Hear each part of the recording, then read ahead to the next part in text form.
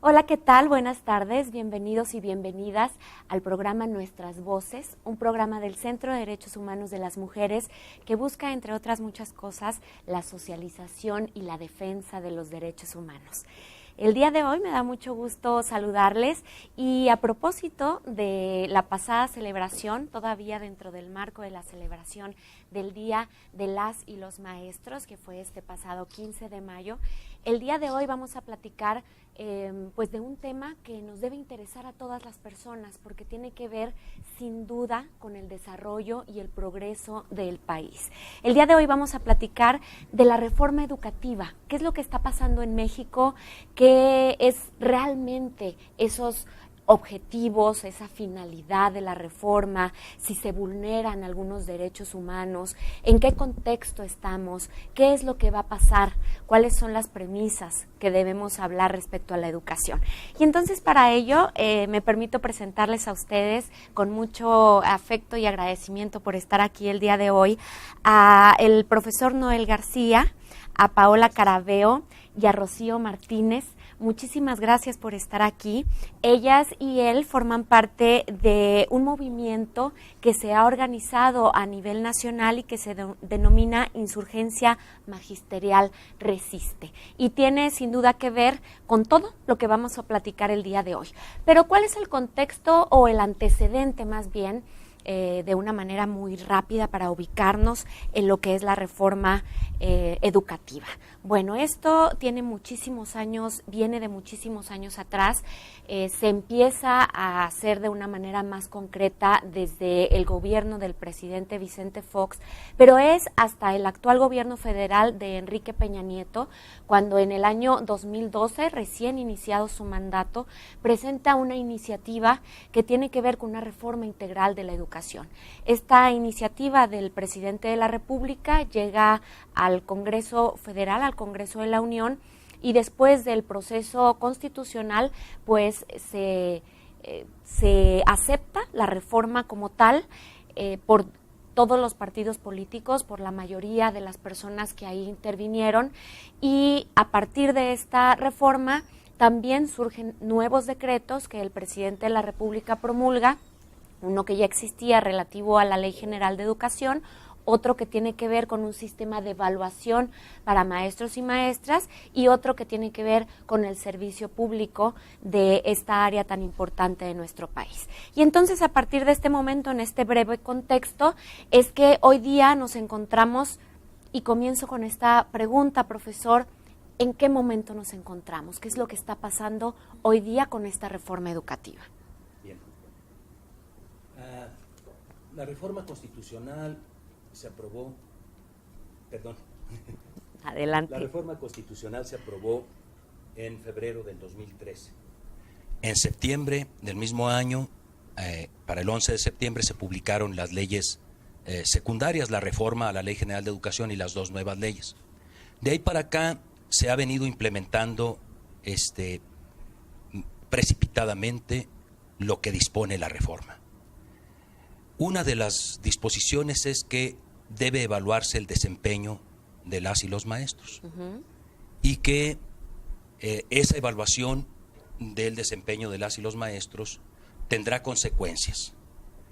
Una de ellas es todo aquel que no se someta a la evaluación será despedido, dice la Ley General del Servicio Profesional Docente, y todo aquel que no obtenga un resultado suficiente en 3 oportunidades que va a tener, será movido de su función docente a otras funciones, quizás en otras áreas de la administración pública, ni siquiera necesariamente el área educativa. El año pasado, a partir del mes de junio, se les empezó a avisar a compañeras y a compañeros de todo el país que habían sido seleccionados para entrar en una primera tanda, en un primer grupo de docentes evaluados en todo el país, que andaban por alrededor de 150,000 en este primer grupo, que debía evaluarse del mes de junio al mes de noviembre del año pasado. Esa fue la primera versión.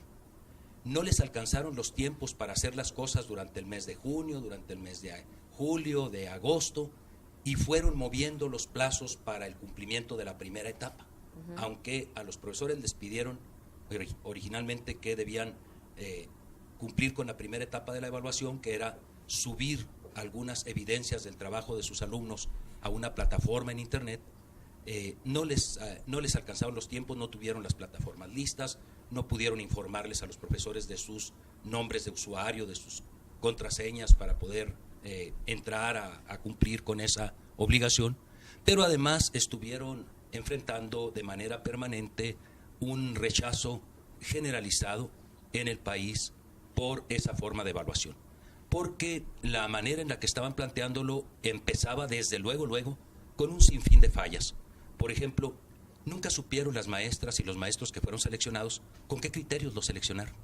La autoridad dijo que eran maestras y maestros de entre 6 y 20 años de servicio y que estuvieran viviendo, trabajando en poblaciones mayores de 100,000 habitantes. Sin embargo, ninguno de los dos criterios se cumplió en varios casos, de los que tuvimos conocimiento los compañeros en cada espacio donde estábamos, por un lado. Por otro, el hecho de no decirle a los compañeros por qué resultaron seleccionados se prestó mucho, o incluso de no establecer y publicar los criterios para seleccionar, se prestó mucho para que los propios supervisores, las autoridades educativas en los estados, descargaran ahí sus afectos y sus desafectos en la selección totalmente oscura, totalmente gris, que hicieron de las personas que serían seleccionadas. Como vieron que muchas personas no cumplían con esa primera etapa, entonces empezaron a franquear otras cosas, a decirles, por ejemplo, a los maestros, el que sí se evalúe va a tener préstamos especiales, préstamos mucho más fáciles para comprar casa, préstamos personales, le vamos a dar incremento de salarial a los que salgan muy altos. Crearon un programa para eso, que le llaman programa de estímulos en la función, por buen desempeño, algunas cosas. Ahorita me acuerdo exactamente del programa.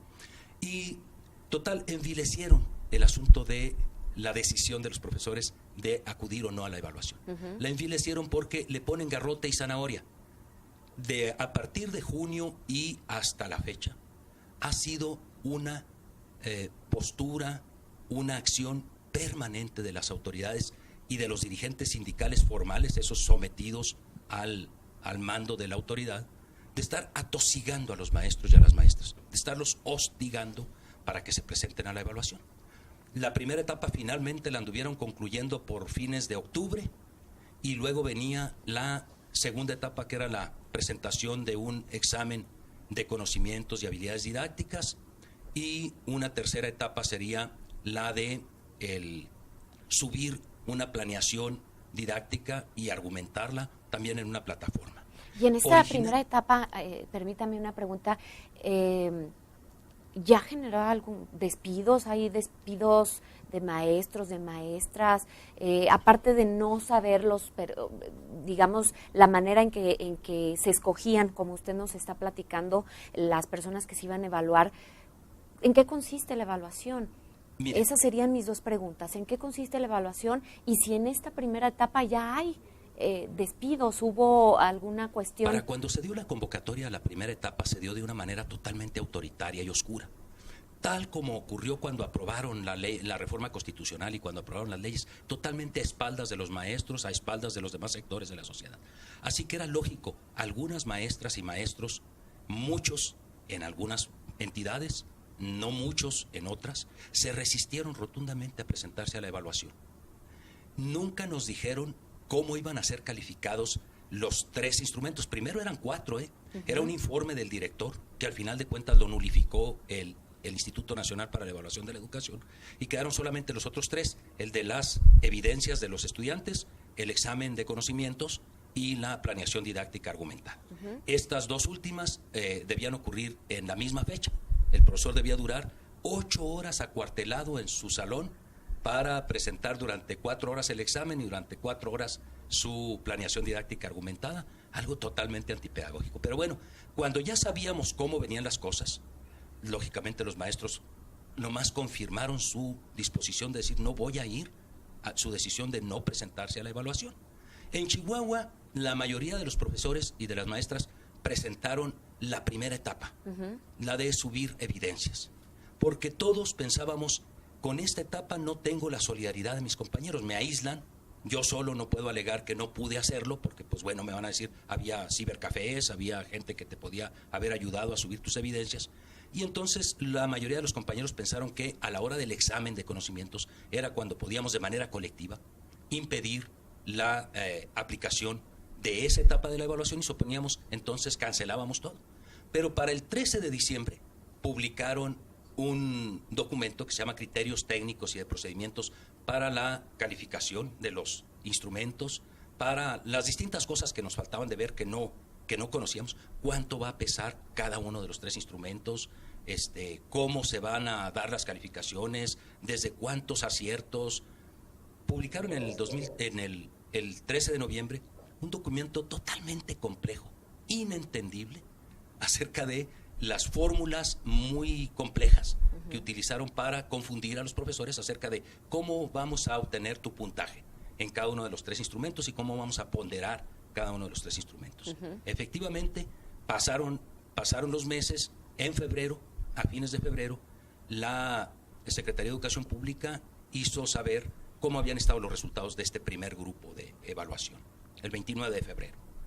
Y ahí nos dimos cuenta, según las cifras de la SEP, que habían sido convocados a la evaluación alrededor de 150,000 profesores, que se presentaron a la evaluación a cualquiera de sus 3 etapas de las que estamos hablando, 134,000 profesores, alrededor de 134,000.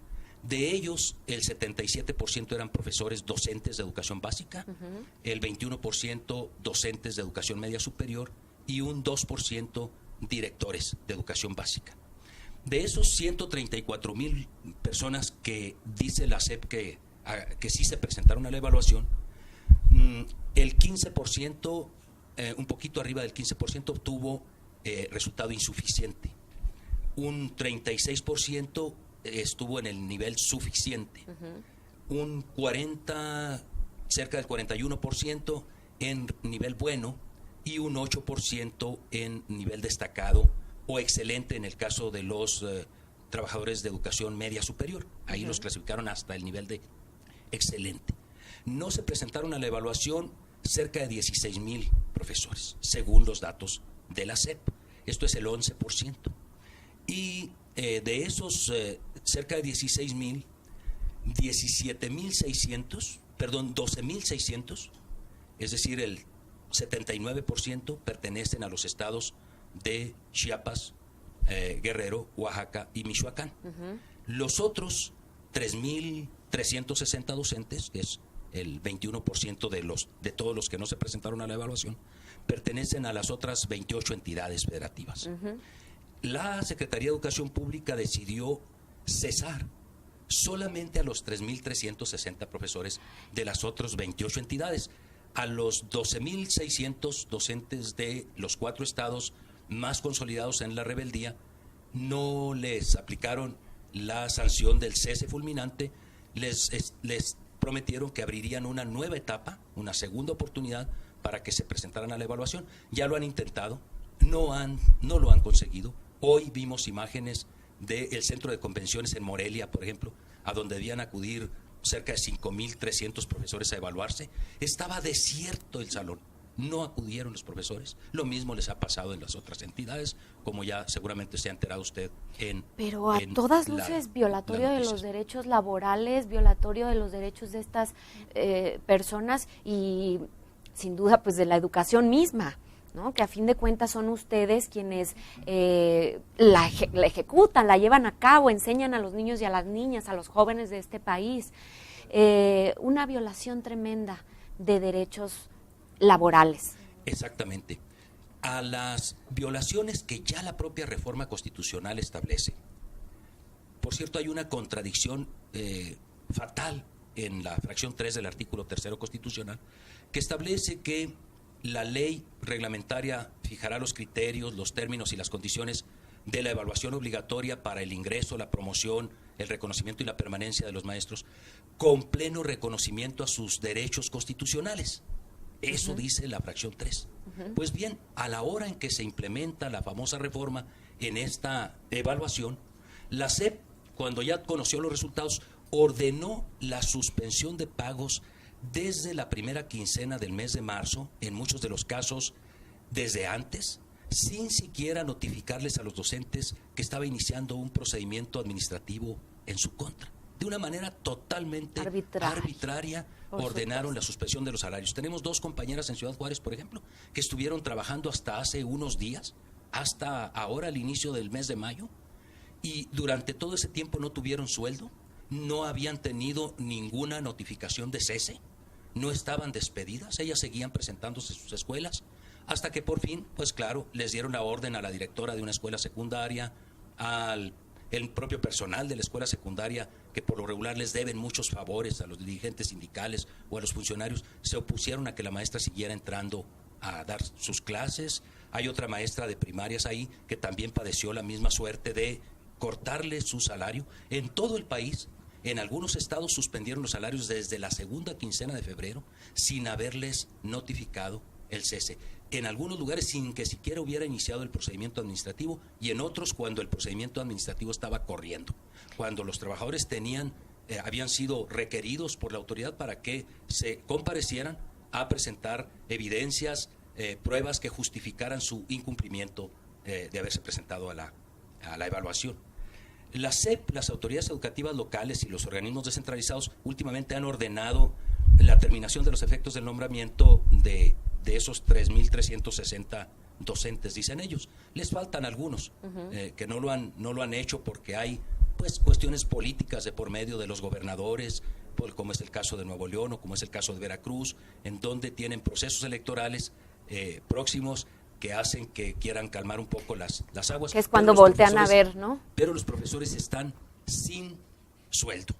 Los docentes cesados y sus colegas hemos emprendido la defensa por diversas vías, ¿no? Desde la manifestación pública, la denuncia de las arbitrariedades que en la implementación de la evaluación se han cometido y en este asunto del proceso de los despidos, y lo hemos hecho también mediante la presentación de instrumentos de defensa legal en juzgados de amparo o en tribunales laborales, dependiendo de cómo está la situación de los compañeros en diferentes entidades. Aquí en Chihuahua estaremos presentando demandas laborales por el despido injustificado de las 2 compañeras que hasta hoy han tenido notificación de cese. En Ciudad Juárez la notificación de cese se las hicieron a través de la Junta Local de Conciliación y Arbitraje. Me surge esta pregunta, esta inquietud, Paola. Una reforma educativa tiene sin duda que tener de fondo lo más importante, que es las personas a las que van a educar, ¿no? Los niños, las niñas, los jóvenes de este país, y la necesidad absoluta de hacer efectivo ese derecho humano, la educación.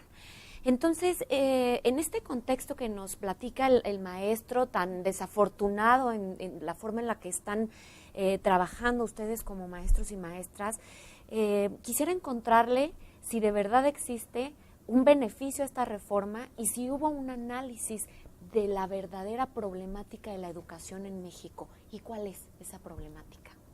Mira, la reforma rompe con la esencia misma de lo que es la educación, que debe ser voluntaria, libre, humana, solidaria. Entonces, la misma reforma, la misma evaluación está rompiendo con la esencia de lo que debe ser el ideal de educación, ¿no?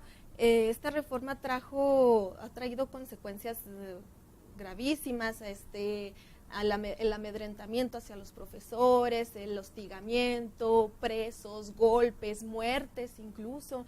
Entonces, ¿qué beneficio puede traer en esas condiciones, ¿no? Las condiciones en las que se llevó a cabo el proceso de evaluación, la militarización policíaca en las sedes de aplicación, o sea, te estaban obligando, te estaban sometiendo a que fueras en contra de tu voluntad.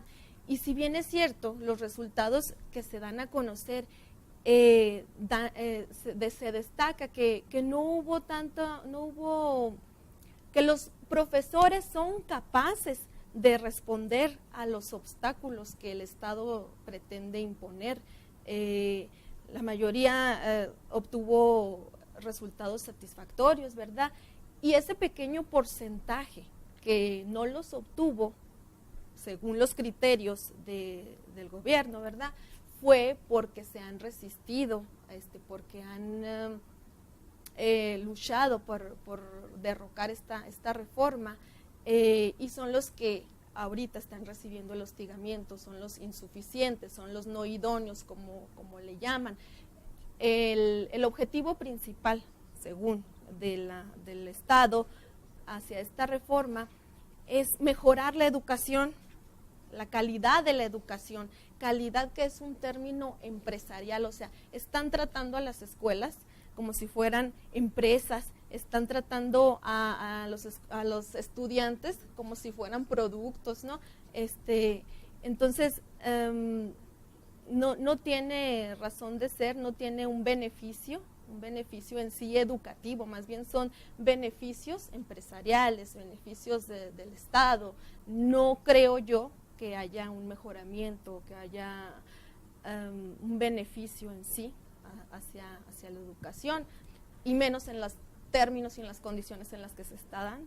¿Cómo es la situación actual en Chihuahua de maestros y maestras? ¿Cómo desempeñan sus funciones en el contexto en el que vivimos? Porque, bueno, la educación, como todos los derechos humanos, va ligado de todos los demás, ¿no? De la pobreza, de la violencia, ¿cómo es ser maestra en esta entidad? En primer lugar, hay diversidad de contextos, ¿no?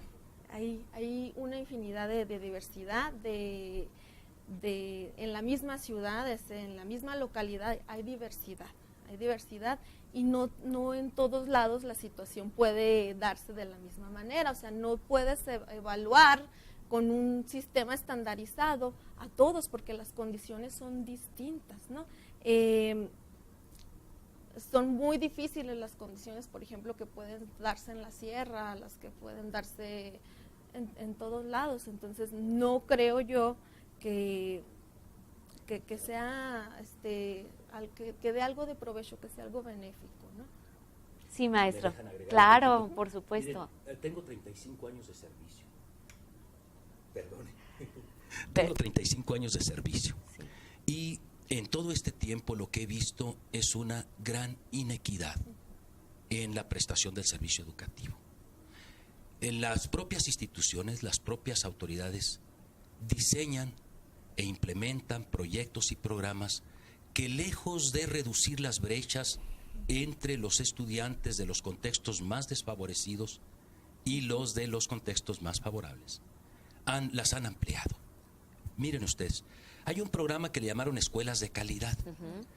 Un programa que empezó repartiendo dinero para una cantidad muy grande de escuelas y que estaba restringido a las áreas rurales, a las áreas más marginadas. Poco a poco lo fueron, por cuestiones políticas, acercando a los medios urbanos. Y la política con la que operó ese programa sigue siendo, a tanto dinero que reúna la escuela, tanto dinero que le pone la autoridad, el gobierno federal, el programa Escuelas de Calidad. Pues había escuelas en donde los padres de familia más o menos están bien acomodados económicamente, que podían pensar hasta en instalaciones lujosas, podían pensar en una serie de cosas, porque ellos pueden cooperarse con grandes cuotas para conseguir bastantes recursos, y que entonces el gobierno federal les aportara otro tanto a esa suma ya de por sí grande de recursos. En las escuelas más pobres, los papás y las mamás quisieran tener para completar para la comida, claro, para la chamarrita, claro, de los niños. ¿De dónde van a sacar cuotas? ¿De dónde tienen influencias, palancas para conseguir dineros del municipio, de otras empresas? No. Entonces, la cantidad de dinero que el Estado les aporta a las escuelas más necesitadas es también una cantidad minúscula, comparada con la que les aporta a las escuelas mejores. Total, la brecha entre los que están más pobres y los que están mejor colocados ha ido acrecentándose. En Chihuahua ha crecido la pobreza extrema en los últimos años de manera alarmante, de manera que debería preocuparnos seriamente, no solamente a los profesores y a las profesoras, a todos. Pues esa disparidad en el disfrute del producto del trabajo de todos se refleja muy feo, muy dramáticamente en la educación.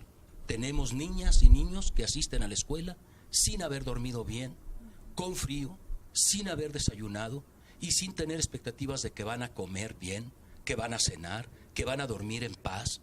esa noche porque viven en contextos familiares con muchos problemas. Tenemos una cantidad muy grande de familias desintegradas, tenemos una cantidad muy grande de maltrato a nuestros niños por sus propias familias, esa ansiedad que produce la pobreza, la incapacidad para proveerles a los hijos de las cosas que necesitan, la incapacidad que tenemos para hacernos cargo de nuestros hijos cuando tenemos que durar casi todo el día en el trabajo y no tenemos oportunidad de verlos, y el enojo que nos provoca saber que nuestros hijos no están teniendo buenos resultados en las escuelas, crea una cantidad de contradicciones, de conflictos en las familias que, lejos de mejorar los problemas, los profundizan. El gobierno dijo, yo tengo grabado el video en el que el señor gobernador dijo a la sociedad, a los medios de comunicación, que se iba a sancionar a los profesores, a los directores que aceptaran cuotas de los padres de familia. Un mes después dijo que no era eso, que iban a sancionar a los que hicieran mal uso de las cuotas de los padres de familia. Lo cierto es que en las leyes, tanto en la Ley General de Educación como en la ley que reformaron aquí del gobierno de la Ley de Educación del Estado de Chihuahua, se ha establecido ya, se ha legalizado la aportación de los padres de familia, como dicen, voluntaria, pero dicen, el motivo, la razón de ser de la Sociedad de Padres de Familia es hacer aportaciones en efectivo y de otras maneras a la escuela. Pero los padres de familia no tienen obligación de hacerlo. ¿Cómo lo va a hacer? Claro, esto también se presta para situaciones regularmente muy irregulares, ¿no? Regularmente los que más se defienden contra el pago de cuotas son las personas que tienen más el modo de pagarlas. Curiosamente. Sí, irónicamente, pero así ocurre.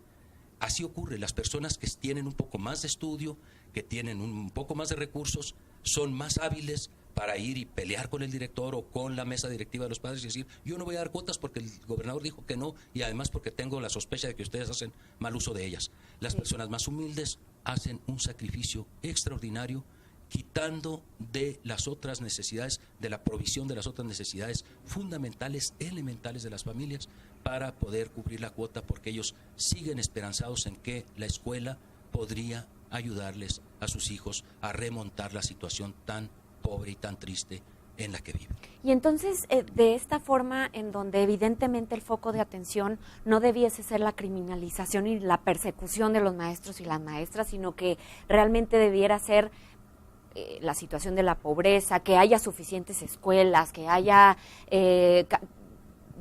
comida, ¿no? O sea, que haya alimentación, que haya trabajo, todo esto que está a la par de la educación y que es tan trascendente.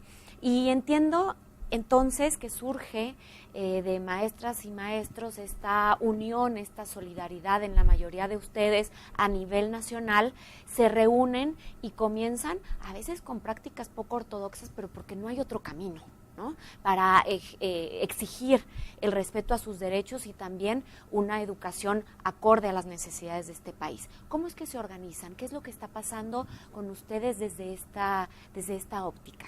Bueno, mira, la organización obviamente también es muy diversa en todo el país. Hay quienes tienen una historia de resistencia como Oaxaca, Guerrero, pero lo cierto es que los maestros estamos muy conscientes de que esta reforma educativa no cambia todo esto que acabas de mencionar, no cambia las condiciones de pobreza y de inequidad que hay. Entonces, no nos queda otra más que resistir.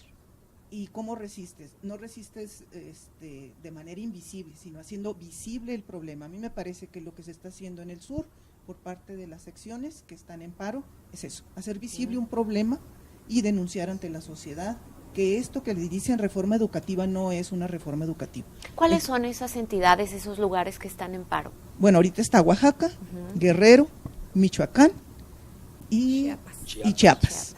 O sea, si se fijan, es el sur, y es un sur, Guerrero, Oaxaca y Chiapas, donde se aglutina mucha población indígena, donde las condiciones en donde los maestros trabajan son condiciones de extrema pobreza, de extrema inseguridad, como Guerrero, y que los maestros tienen que decir algo en ese sentido. Aquí en el norte, desgraciadamente, hay una imaginación por parte de muchos docentes de que estamos bien, de que estamos fabulosos en el norte. No es tal. Que estamos mucho mejor que en el sur y quizás hay cierta reticencia a hacer paros. Sin embargo, sí hemos estado llevando a cabo acciones de protesta, de denuncia, de información a los maestros de qué es lo que significa realmente esta reforma laboral disfrazada de reforma educativa. Algunos maestros tienen miedo, la represión, cuando la gente participa de manera muy escasa, la represión se vuelve selectiva y se vuelve mucho más feroz que cuando son muchos. El maestro lo indicaba ahorita. En donde los maestros participan de manera, ahí están en las fotos, ¿no? Sí. El 100% de las secciones sale a las calles a protestar, ahí no lo cesan. Aquí sí, lo cesan y ilegalmente no se les notifica. Cualquier trabajador tiene el derecho de ser notificado, de ser informado. Oiga, usted está despedido. Bueno, aquí no lo hacen y es el gobierno el patrón el que lo está haciendo, ¿no? Entonces, aquí lo hemos hecho de manera muy modesta, en la medida de nuestras posibilidades. Hay mucho temor de los compañeros, por un lado. También hay una visión de que no estamos tan mal. Tenemos indicadores de que la forma en que fueron evaluados los maestros del norte y los maestros del sur son diferentes. Es decir, que los criterios que se aplicaron para calificar fueron diferentes. Si aquí en el norte el maestro escribió algunas cosas mal, no hubo problema. Pero en el sur se usó un criterio mucho más tajante, mucho más severo para calificar. Y entonces tenemos los resultados esos tan extraños de que en el norte todo está bien, de que los maestros están muy bien calificados y de que entonces, ¿de quién es la culpa? El problema de la educación. Claro. Cuando sabemos algo que eso es un hecho, llegan a la secundaria con problemas en lectoescritura, llegan a bachilleres con problemas de redacción, con problemas de las operaciones básicas y llegan a la universidad con esas mismas deficiencias. Sí hay un problema en la educación, pero no se resuelve ni con una prueba a los docentes ni despidiéndolos. Entonces, lo que tenemos es un panorama peor que antes de la reforma educativa, un panorama mucho más feo para lo que vaya a resultar en estos muchachos que ahora están estudiando con maestros que están siendo evaluados. ¿Por qué? Porque el maestro se dedica muchas veces más su tiempo a preparar el examen que se le va a ser aplicado a él que en la planeación, en la elaboración de materiales para sus alumnos. Es decir, con la reforma educativa no mejoramos, vamos para atrás. Y esa represión, ese sentimiento de temor a ser maestra, a ser maestro, claro, tiene que tener un costo social, un costo político, un costo en la educación de México. ¿Cómo vamos a afrontar? ¿Qué es lo que viene ahora? ¿Cómo vamos a afrontar esa parte? Bueno, desde el magisterio estamos resistiendo, obviamente. Estamos tratando de lo más que se pueda informar, porque mucha gente piensa que está bien. No, si no tiene buen perfil, pues que lo corran, porque en todas las profesiones es así. Lo cierto es que lo que se está demostrando es que eso no va a ser la medida ideal para resolver los problemas educativos, que sí existen esos problemas educativos, pero el culpable o el responsable no es el docente. Y ahí están los resultados, no es el docente. Entonces, nuestra forma de resolver esto es a la distancia. Probablemente la reforma educativa no caiga dentro de un mes, pero vamos a resistir y sí van a cambiar las cosas. Por ahí hay alguien que dijo que la bondad siempre triunfa. Lo vamos a hacer, vamos a trabajar. No sé cuánto nos alcance la vida, pero esto va a cambiar, y va a cambiar porque hay resistencia y hay conciencia. Y mientras más se difunda en un programa como el de ustedes, y muchas gracias que nos invitaron, mientras más se difunda esto, la gente va a entender que esta no es la solución para resolver los problemas en México. Por supuesto, y en esta forma de resistencia y la falta de conocimiento, porque la sociedad, si ustedes no saben muchas cosas, porque hay muchas cosas que no entienden de los criterios de evaluación, de toda esta forma como medio disfrazada, oscura, en que se han hecho las cosas, pues la sociedad entendemos mucho menos, claro. ¿Verdad? Entonces, hay como una división en pensar que ya están estos maestros otra vez protestando y estas maestras otra vez están tomando las calles y qué está pasando con los niños y las niñas, qué es lo que sucede. Entonces necesitamos informar. Pero sí quiero preguntarles esta parte. ¿Qué pasa con esos estados donde hay un paro en las escuelas, donde no se está impartiendo educación, donde están cerradas las escuelas? ¿Qué es lo que pasa con esos niños, con esas niñas? ¿Qué sucede? Los mismos, lo que pasa en los estados del sur es algo a mí se me hace muy bonito. O sea, ¿por qué se puede dar esta situación del paro? Porque los mismos padres de familia y alumnos están apoyando, están de acuerdo con los maestros. Entonces, ellos mismos también ponen la resistencia de esa manera. O sea, es su forma de apoyar. Y se pueden dar esas condiciones allá, cosa que no se da tanto acá en el norte, desafortunadamente, pero pues los contextos son distintos, son diversos. Sí, maestro. Y hago una precisión, un par de precisiones. En realidad, esta rebeldía en toda esta última etapa, el día 15 de mayo se convocó por la Coordinadora Nacional de Trabajadores de la Educación a un paro nacional indefinido. Muchos estados no le entramos, pero no solamente esos 4 estados le entraron. Miren, en el Estado de México más de 500 escuelas hicieron paro el martes pasado. En Sonora, en Sinaloa, en Durango, en la parte de la región lagunera de Durango, las escuelas telesecundarias se han sumado al paro de labores. Van surgiendo adhesiones al paro de labores en distintas entidades, incluso de acá del norte del país. Y desde luego, en cada uno de esos casos vemos las fuerzas policíacas golpeando. Ayer entraron a recuperar una escuela secundaria que estaba tomada por los padres de familia y los estudiantes en el estado de Sonora, y golpearon a los muchachos, les quitaron sus teléfonos celulares porque estaban grabando a los policías federales que fueron a golpearlos, pero eso se repite en diferentes partes del país. La cosa está así. Si nosotros vemos el terrible daño que se está perpetrando contra la educación pública en 2 vías que ahorita le explicaremos un poquito, si vemos ese daño, no solamente contra nuestros derechos laborales, tenemos la opción de hacernos los disimulados o de pelearla hasta donde nuestra capacidad organizativa y de defensa nos lo permita, y de resistencia. Con las disparidades que hay en los estados, la resistencia se ha venido dando. Yo he visto, a diferencia de lo que nos comenta Rocío, que era un diagnóstico que nosotros teníamos como preelaborado, que en realidad en Chihuahua hay una inconformidad muy grande. Solamente no se atreven los docentes porque ya saben cómo actúa el gobierno del Estado. Ya saben lo que ha pasado con los defensores y las defensoras de los derechos humanos en el Estado. Saben que las medidas que el Estado toma para lastimar a quienes se le oponen son más dramáticas que en algunas otras latitudes. Además, los propios dirigentes sindicales están mucho más atemorizados porque tienen muchos más intereses de por medio junto con el gobierno del Estado que en otras latitudes.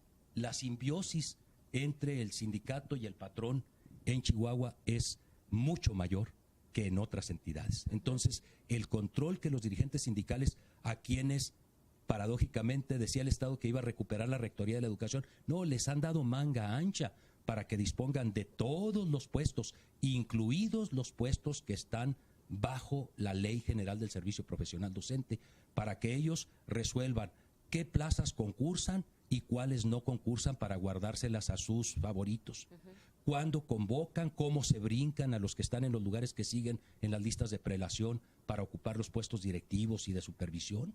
Han estado haciendo muchas irregularidades en el nombre de la reforma educativa aquí en Chihuahua, porque los necesitan, a los dirigentes sindicales los necesitan que aparenten una fuerza para que los compañeros acudan a llenar documentos con las credenciales para votar de los familiares, de los colegas, de los vecinos. Hay un trabajo político electoral al que regularmente han estado sometidos los dirigentes sindicales, y hoy aquí en Chihuahua es un ejemplo palpable. Entonces, por eso las maestras y los maestros, aunque están inconformes, no participan de la manera numerosa, masiva, como lo hacen en otras entidades. Maestra Rocío, ¿quiere yo quiero retomar lo que dices. Bueno, ¿y cuál es el costo? Sí. A ver, un dilema se presenta cuando tiene uno que elegir no entre el bien y el mal, sino entre 2 males o entre 2 bienes. En este caso, la elección, efectivamente van a perder clases los muchachos. Pero ¿cuál es el dilema que tenemos los maestros? Sí, ahora pierdes 3 días, 4 días de clases, pero el daño social, el costo social es mucho peor que 4 días de clases. usted lo mencionaba, la poca disposición de mucha población de estudiar para maestro. A la larga, las condiciones de trabajo de los maestros afectadas van a lesionar los intereses de los alumnos. La movilidad constante de los maestros por estos ceses y por estas condiciones en las que, como las maestras que ya están cesadas tuvieron que seguir trabajando y sin sueldo, eso va a afectar más a la educación que 4 días. ¿Cuánto le gusta? Una semana sin clases. Cuando las maquilas se instauraron en México, el daño social fue tan grande que después ahora le llamaron, se rompió el tejido social, como si hubiera sido algo caído del cielo, ¿no? Bueno, nosotros le podemos decir que va a haber un daño mayor todavía al tejido social si esto continúa como está. Entonces, si usted pone en la balanza, ¿va a perder una semana de clases su hijo? Sí, pero a la distancia el daño va a ser mucho mayor si esto continúa avanzando e implementándose. No podemos seguir poniendo curitas a situaciones tan delicadas como es la educación. Me están diciendo que, bueno, estamos en un programa en vivo y me están diciendo que tenemos una llamada que vamos a tomar en este momento. Si la ponen por favor al aire, por favor, adelante. ¿Quién tenemos ahí?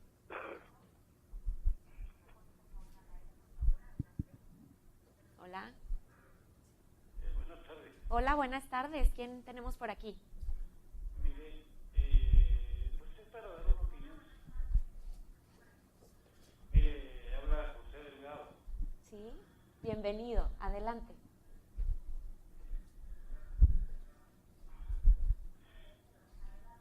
Mire, yo no sé por qué, que me disculpe con todo el respeto que me merecen los docentes que están ahí y los que representan, ¿verdad?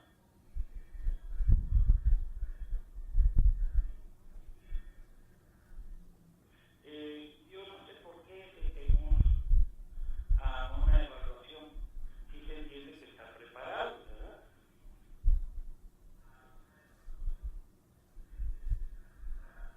Ahora, siempre se ha quejado los maestros, tengo parientes maestros, que el dinero no les alcanza, que esto.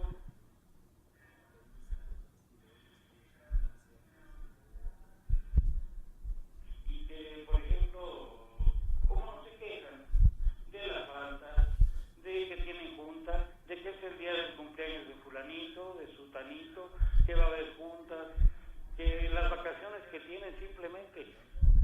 Es que habían de hacer una mediación sobre de tal punto, ¿verdad? Para que haya algo que de veras sea neutral. Como les digo, no tengo nada contra ellos. Al contrario, apoyo mucho a los maestros. Pero en cierto punto no tienes razón de ser, que tengan ese temor, repito, recalco, que los evalúen. Si yo estoy preparado para algo, no tengo por qué temer, no tengo por qué huir a algo de referente que se lleva de mi trabajo, ¿no? ¿Qué mejor que darme cuenta yo mismo que no estoy preparado? Concientizar que a lo que estoy yo llevándome en medio es a los alumnos, a nuestros educandos. Claro. Discúlpenme, ¿verdad? No. Esa es mi opinión. Quizás no estoy muy involucrado, no estoy muy bien preparado sobre eso, ¿verdad? Le agradezco muchísimo que nos haya llamado y si me permite, nos queda muy poco tiempo, pero si me permite voy a terminar el día de hoy precisamente con su comentario. Algo que rescato de lo que hemos platicado es precisamente la mala información que tenemos la sociedad y que solamente vemos una cara de la moneda porque hay mala información, hay mucha incertidumbre, no conocemos a fondo el tema y nos falta ponderar muchas cosas. Entonces yo quiero concluir el día de hoy con esto que acaban de este comentario que les acaban de hacer, para que de alguna manera en un minutito cada uno de ustedes hagan un cierre y digan qué pasa referente a este comentario y a lo que ustedes decidan para concluir el día de hoy. Empezamos, Paola. Aquí se plasma, o sea, el detalle es que se le está, sí, la educación está en crisis efectivamente, sí, pero el detalle aquí es que se le está dando toda la responsabilidad, toda la culpabilidad al maestro, ¿sí? Un ejemplo, lo voy a poner en un ejemplo que expresa el doctor Manuel Gil Antón, profesor del Colegio de México. Dice, el profesor es, analógicamente, el chofer de un camión, que es la educación, ¿no? Un camión viejo, un camión desgastado, un camión con muchas fallas, y va sobre una carretera con muchos baches, con muchos hoyos, en malas condiciones. Entonces, pues todo el panorama está mal. ¿Quién es el culpable? El chofer tiene que ser el culpable de esa situación, o sea, el chofer es el culpable de todo. Él tiene la responsabilidad cuando el camión y el camino están en muy mal estado. Yo así lo comparo. Gracias, Paola. Muchísimas gracias, maestra. A los maestros tienen años evaluándonos. No nos oponemos a la evaluación. Hay una frase que dice, evaluación sí, pero no así. No una evaluación coercitiva bajo la amenaza del despido constante, con la posibilidad de que haya muchos cambios de maestros en un ciclo escolar. Los maestros estamos dispuestos a evaluarnos siempre y cuando, uno, se garanticen nuestros derechos y la evaluación sea para mejorar nuestro desempeño docente. Y esto que se está haciendo no lo garantiza. Muchísimas gracias, maestro. Tenemos 30 segundos para cerrar este programa. Mi abuela decía, no es tan importante, es muy importante que sepas mucho, pero es más importante para qué te sirve. El asunto aquí está evaluar a los profesores con un examen, con preguntas inútiles, totalmente ajenas a lo educativo, totalmente ajenas a lo que importa para localizar, para identificar a un profesor que es bueno como profesor. No sirven las preguntas, ya las vimos, ya las escuchamos de nuestros compañeros. Los otros dos instrumentos son instrumentos falaces, son instrumentos que no sirven para identificar a los buenos profesores. Nosotros estamos en contra de una evaluación perversa con la que pretenden amedrentar a los profesores, hincarlos y pretender que así vayan a servirles a sus estudiantes para formarlos integralmente. Eso es una barbaridad. Por otro lado, pretenden a través de esta evaluación depurar para pagarles a los maestros muy poquito dinero, ahorrarse dinero porque los empresarios lo necesitan para ellos, para sus negocios, para las cosas en las que les transfieren. Esa es la realidad. Se nos va el tiempo muy rápido, ya nos están apresurando, pero seguramente tendremos más oportunidad de platicar. Les agradezco haber estado aquí. Muchísimas gracias al staff de Antena TV, por supuesto a nuestra productora Paola Sainz del Centro de Derechos Humanos de las Mujeres. Y rápidamente le digo, el magisterio es una profesión de nobleza, es una profesión de dar casi sin recibir nada a cambio. No sigamos vulnerando los derechos laborales y sobre todo los derechos a la educación. Eduquemos gente de bien, eduquemos un país de progreso. Muchísimas gracias y nos vemos el próximo jueves. Hasta luego. Gracias al CEDEM, gracias a ustedes, qué amables.